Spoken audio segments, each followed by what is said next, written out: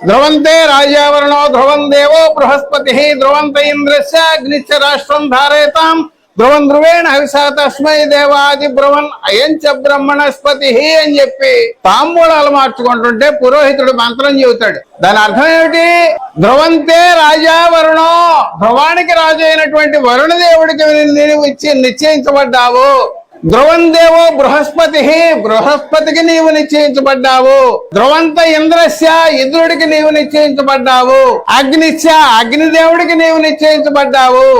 ఈ నలుగురు అయిపోయిన తర్వాత ఈ భూమి మీద మనుష్య జాతిలో ఉన్న దైవ సమానుడైన పురోహితుడికి నీవు నిశ్చయించబడ్డావు అని అర్థం. అంటే తాంబూలాల పేరుతో మనం పురోహితుడిని తీసుకొచ్చి మంత్రాలు చెప్పించుకుని నిశ్చితార్థం చేసుకుంటే ఆ అమ్మాయి పెళ్లి కొడుకు కంటే ముందు 4-5 నిశ్చయించబడుతోందని అర్థము. ఇవాళ అదే మంత్రాన్ని తెలుగులో అర్థం చెబితే మనం ఎవరైనా జీర్ణించుకోగలమా?